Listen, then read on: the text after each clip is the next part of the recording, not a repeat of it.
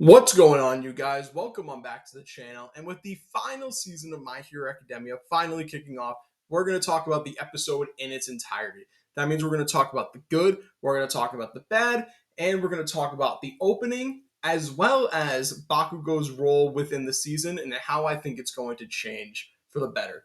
So, first things first, we're going to delve into the bad. Now, there isn't really much bad. There's really only one bad thing that I can really focus on for this episode, and that is everybody's talked about it already, the egregious 10-minute recap. I don't know why they decided to do a 10-minute recap.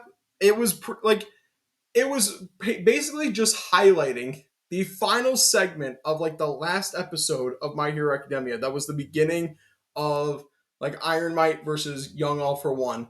It was essentially just the last 10 minutes of that episode, and they brought it here into this first episode. I don't know why they did that. Like, I don't think anybody really forgot that fight. Like, if anything, if you were going to do recap, I thought they should have recapped like a lot of the fights that happened before that, because I feel like a lot of other stuff people probably could have forgotten about. So I'm not really sure why they did like 10 minutes of recap for Iron Might and Young All for One. That was essentially the exact same shit that we saw at the end of last season. I thought that was weird. I thought that was a very weird choice for them to make, because this is the most hyped season of My Hero Academia probably ever.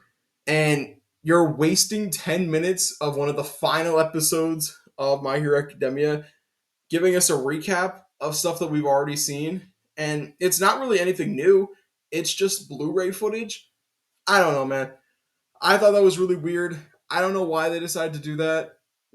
I honestly think that was a bad choice, like for the season. But hey, that's really the only bad thing that I can find in this episode, dude.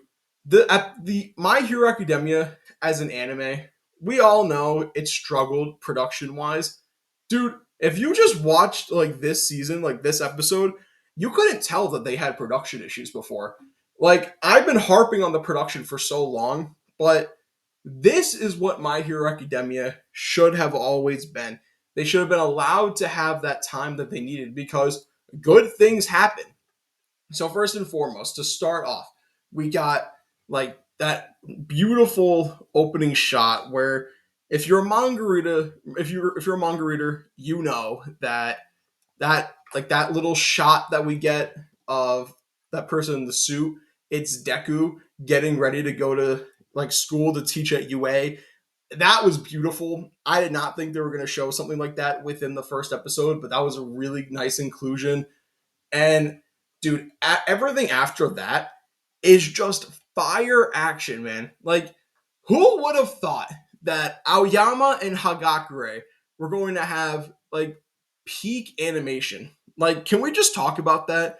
Aoyama and Invisible Girl had great animation. Nobody thought we were going to ever see that. And dude, whoever voices Invisible Girl, like, she took that shit seriously, because she knew that this was probably going to be like the only big episode that she gets. So she popped off, man. I was impressed. The voice acting as well for everybody involved was very good. Like, not just like Hagakure and Aoyama, everybody across the board had great voice acting. And dude, like, pivoting away from Aoyama and Hagakure, like, we all know that was incredible animation right there.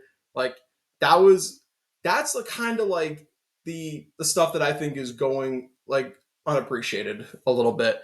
Like the Aoyama and Hagakure segment, like, nobody really expected that to be that good. So the fact that it was, it gives me high hopes for the season as a whole. But moving away from that, dude, when we got to the new content for All Might and Young All for One, I was floored. I could not believe what I was seeing, dude. Like, is this the same My Hero Academia production people, like production committee, dude? Because, like, dude, there was no, I don't think there was any bad animation.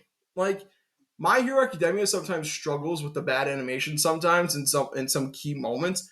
Dude, this feels like a completely different anime, in my opinion. Like, they are adapting this to the utmost quality. I'm loving it. There, there was really not a bad segment. Like, I was on the edge of my seat throughout the entire time. And like I said, I'm a manga reader, so I know what's going to happen. But even still, I was on the edge of my seat the entire time watching Young All for One and All Might fight. Like, and dude, I know we've talked about this before, and I know everybody's talked about it probably, but I love the fact that All Might incorporated all of his students' attacks into his skill set for this fight because with when All Might was in his prime, when he was like full on All Might, his attacks were all based on America, which was essentially the country that formed him into the symbol of peace that could protect Japan. Now, in this new version of him, where he's essentially grown to become a great teacher and he's helped forge these young heroes, he adopts this new skill set and essentially honors the skill set to his students. Like, I loved that, man. I think that's such a good moment for All Might, like when you really think about it, because All Might, in my opinion, like, he's great, but in the manga, I don't know. All this didn't hit in the manga for me. But watching it in the anime with the voice acting, with the OST, it just hit, man. It was so good. And him calling out his students' attacks, it just sounds right in the anime, man. Like, you could tell this was what Horikoshi wanted you to feel. He wanted you to feel like that nostalgia. He wanted you to feel like, yes, this is All Might like channeling his students like in this battle. I love it, man. I thought it was so good. Moving on from the episode as a whole, moving into the opening. That opening was fire. One of the best openings My Hero Academia has ever done. Like, dude, I love the fact that it was kind of more of like a sad ballad, if you really think about it. Like, throughout a lot of it, it was pretty much all sad because that's essentially where we're going in the story. It's pretty much all sad. So I like that. I like that aspect of it. But I also, and people talked about it before as well on like Twitter and all that. I liked that a lot of the opening showed flashes of Izuku saving people, of Izuku and All Might saving people, of Class 1A saving people. But if you notice, Tenko Shimura is never saved within that little like collage right there. He is never saved. He just plummets deeper into darkness. And that hit, man.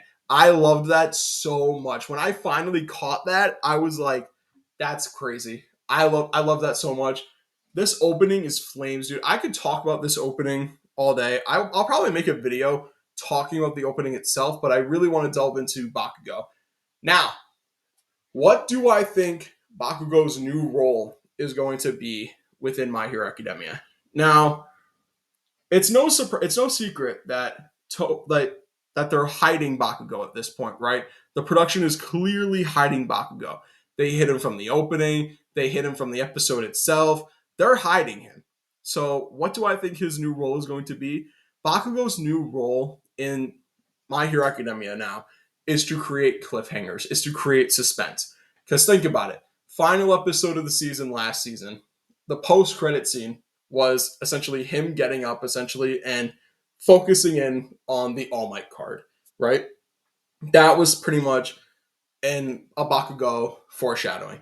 Now we have this season, and he's nowhere to be found in the opening. He's the only character not in the opening at all. So it's like, all right, you're hiding Bakugo to create suspense for the season, and then like because like what I think is going to happen, man, they're using Bakugo to create suspense for that big episode next week for like the final shot, and you're gonna see Bakugo standing on the ruins of UA.